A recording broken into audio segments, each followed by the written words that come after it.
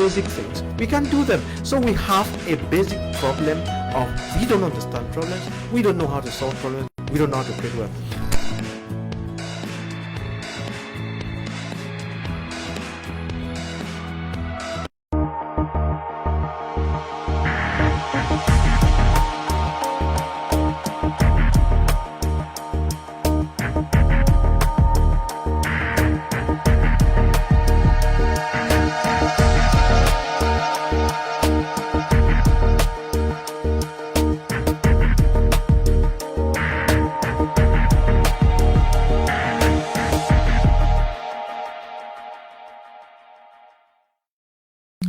Welcome to the agenda with me, Lasha Kingsley in Douala, Cameroon. On today's edition of the program, we are analyzing the recent statistics put out by a German NGO in regarding movement of people in the Mediterranean Sea. And according to the statistics, between January to June 2021, it was estimated that 827 migrants died while crossing the Mediterranean Sea. In 2020, the number of deaths amounted to 1,400 persons who perished at the Mediterranean or in the Mediterranean Sea while crossing to Europe.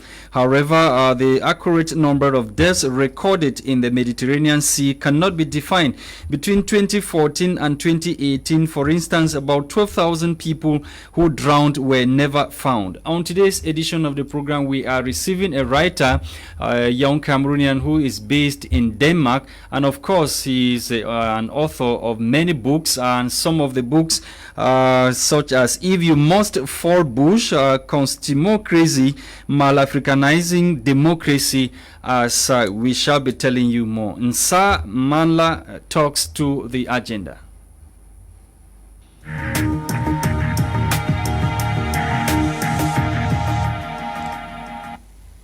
Nsah Mala in Denmark. Thank you so much, sir, for joining us on this edition of The Agenda.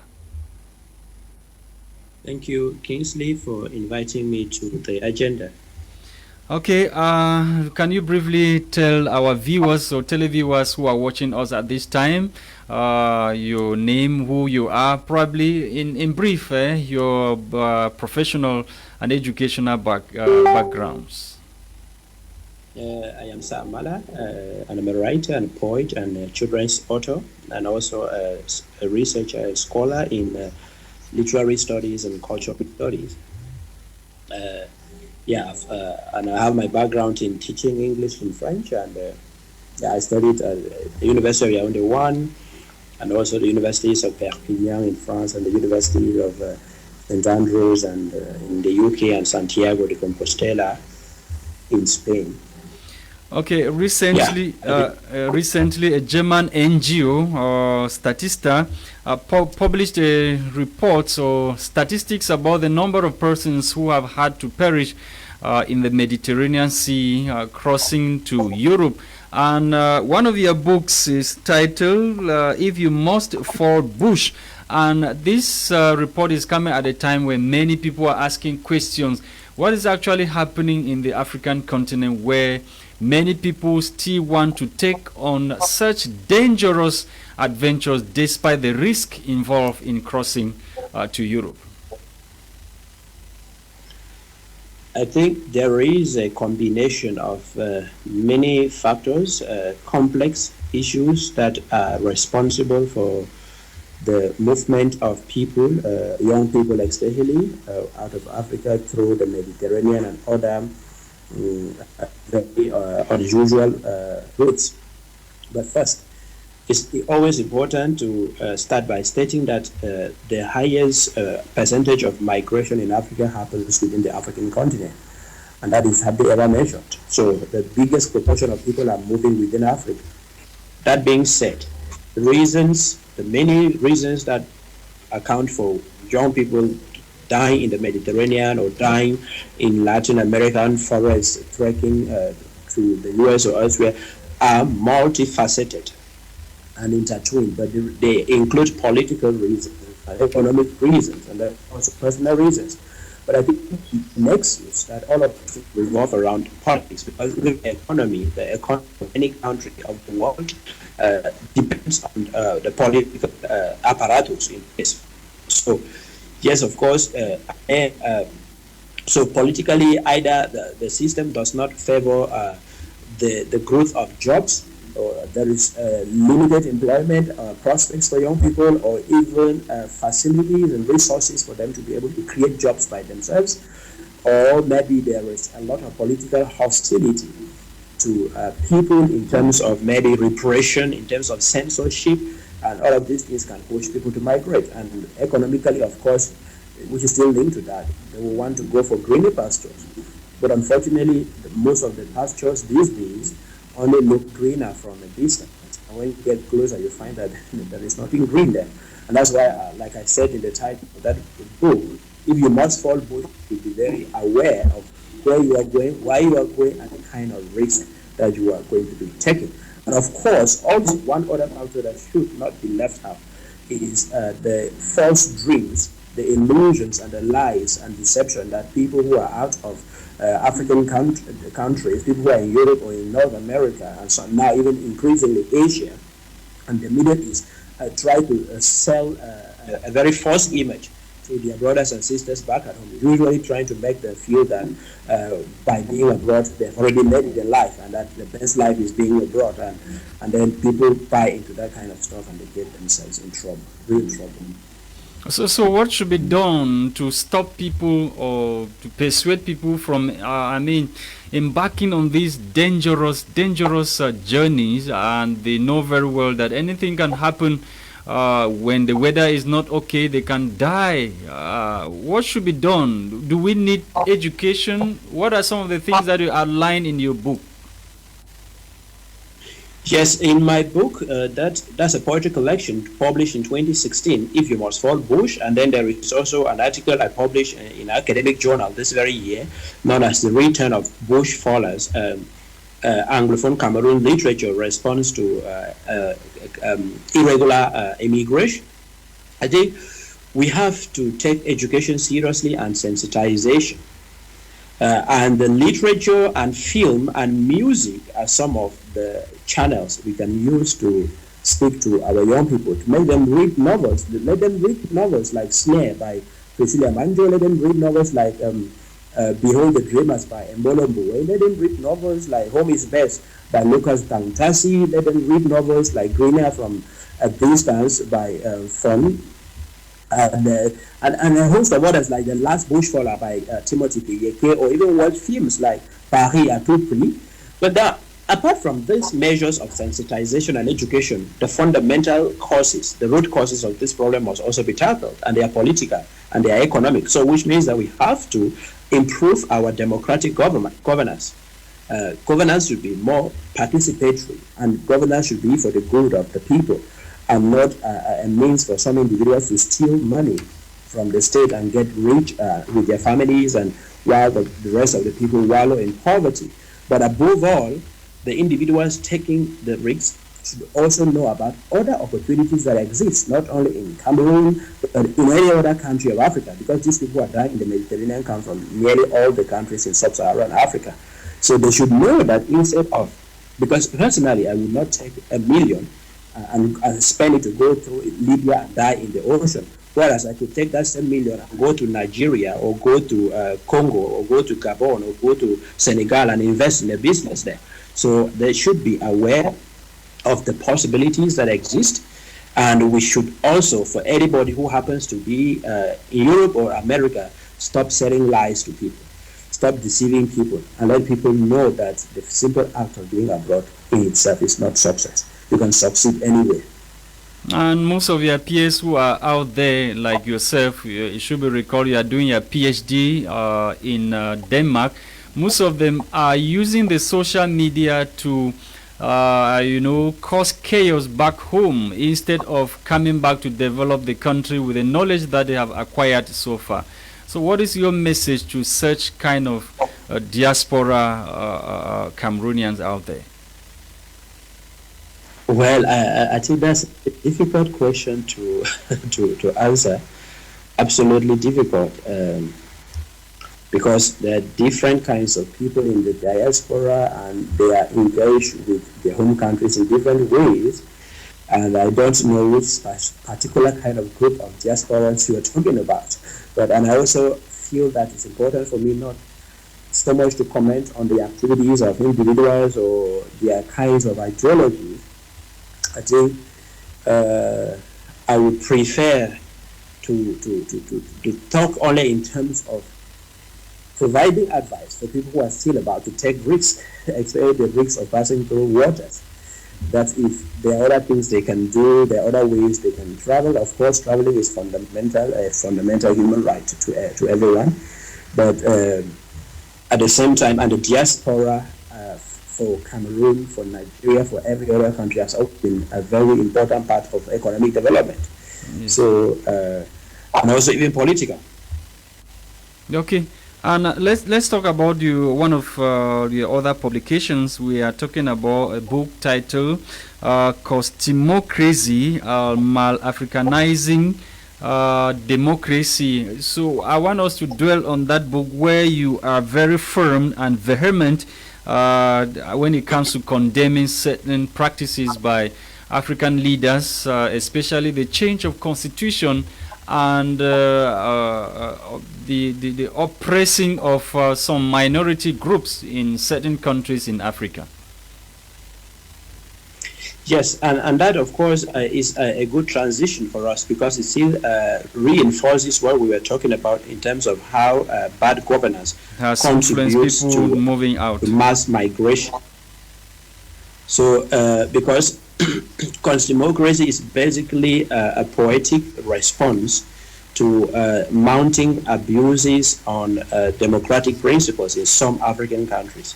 In some, I repeat, because not all African countries are doing that. Some countries in Africa are quite democratic. And we can take the example of, say, Ghana, for example, in Anglophone Africa. We could take the example of Senegal also, although there is much to be desired, or we have to observe and see what really happens with the incumbent there. But these are countries that are doing fairly well in terms of democracy, or even Benin. But then elsewhere in Africa, especially in Francophone Africa, and more specifically around the region, and democracy is more or less a term that is used to, well, we're just told that we are democratic, and we don't feel the democracy. We don't feel the democracy. And so there is this growing tendency in many countries in Africa across the board, whether Anglophone or Francophone, where people easily and quickly modify constitutions in order to stay in power. And when it comes to quickly and easily modifying those same constitutions to solve problems raised by substantial segments of the population, we don't see that happening. And those are the kind of things I call abuses of democracy, and also instances of power handed from parents to children, and not through any democratic process. Listening to you, one may have the impression that you're equating the African continent to other democracies that we see in Europe and America. Yes, I like that remark or question, because that is actually the kind of very flimsy excuse given by many politicians in countries where they want to stifle democracy in Africa. Many of the people who want to Malafricanize democracy will be quick to tell us, oh no, don't compare Nigeria with the UK, or don't compare Cameroon with France, because Cameroon is a young democracy or Nigeria is a young democracy. And those are very fat lies. Like I told you, the basics of democracy can be applied even by a country that is 1 year old. And what are those basics? So, and if Ghana is applying them, if Senegal is applying them, if Benin is applying them, if Nigeria is applying them, why can we not? Why can Cameroon not? Why can Uganda not? Okay, or if Kenya is applying it, why can other countries around there not? So the point is not about how old a country is. The problem is instead how willing the people are to implement the basics of democracy, such as alternation of power, accountability, transparency, respect of the Constitution, and no manipulation of constitutions for personal gains in order to stay on to power. All of these things are very basic and normal things that can be done.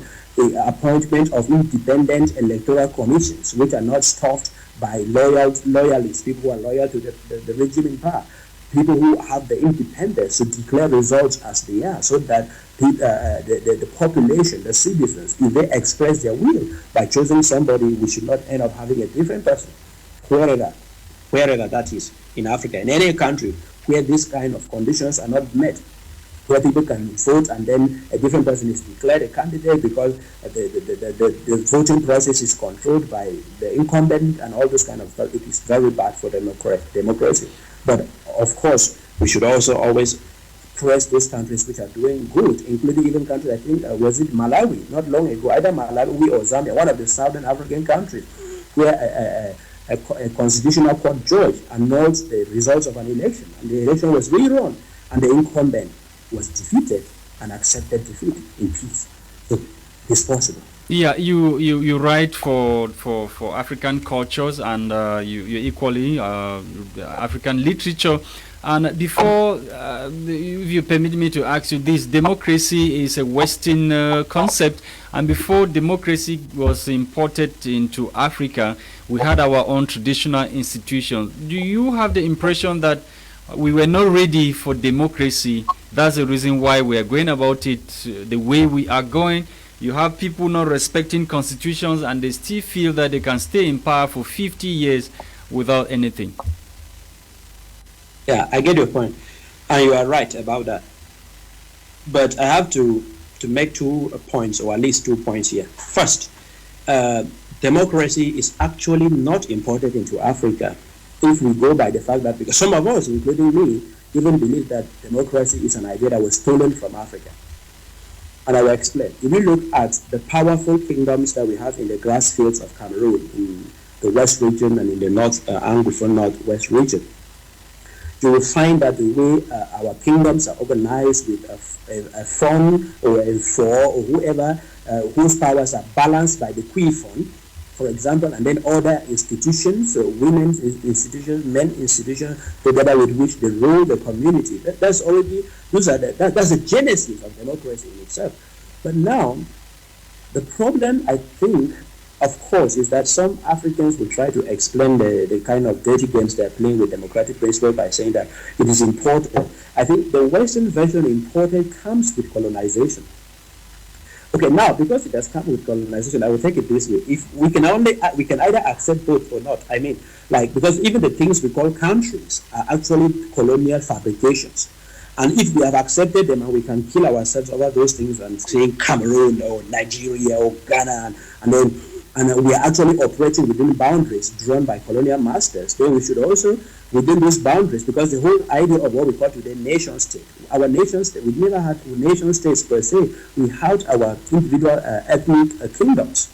Yes. Okay, and now if we have accepted to operate within the boundaries fabricated by colonization, we should also try to apply the democracy that was brought along with that colonization in order to ensure peaceful coexistence and prosperity within those colonially drawn lines called boundaries. So what you are saying is just coming in to corroborate the facts of some people who are saying that we should go back to our original traditional institutions for us to be able to emerge and develop our continent and as well as our various countries. Yeah, yes and no. Yes, I think there's a lot we can learn from those traditional institutions, but I also think that there is a lot we can learn from democracy as it is practiced today in genuinely democratic countries.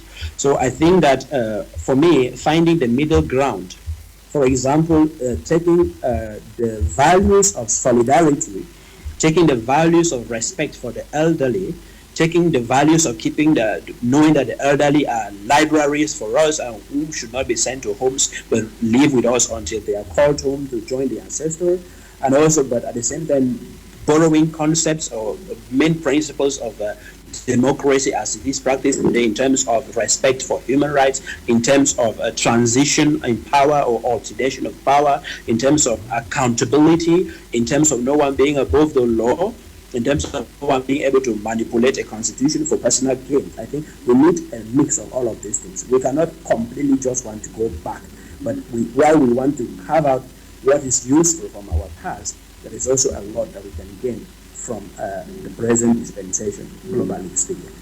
You believe so much in the African, African institution and culture, and you equally right for children. And we all know children or the young people are the leaders of tomorrow. What are some of the publications and the message that you pass across to the young generation so that when they grow up, they should not forget about their roots and what they have to do to maintain and keep the African culture? Yeah, I think the fundamental message for me is that anyone without a culture is someone without a sense of direction. There are two important things our children must grow up with: a sense of cultural belonging and a sense of speaking their mother tongues, the languages of their communities first. As Gugi wa Thiong'o, I think I joined Gugi wa Thiong'o in this crusade for the preservation of African languages alongside the cultures. So no matter how many languages you speak from Europe or from elsewhere on earth, if you don't speak the language of your immediate community of birth, something is missing.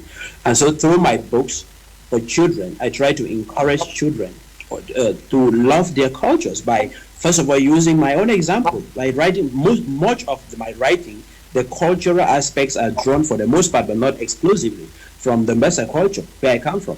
Okay. And that's also a way for me to preserve that culture, and also a way for me to contribute to making our children grow up with a culture of readership. Because we have one problem, although it is being solved now gradually, but we know that many adults in some of our African countries, with exceptions like Nigeria and South Africa, we have many adults who don't read. They read, the only novel somebody will tell you they ever read is a novel that was either on the GCE program, ordinary level or advanced level. And so for us to have a generation of people who read, because knowledge is in books, knowledge is not in beer bottles.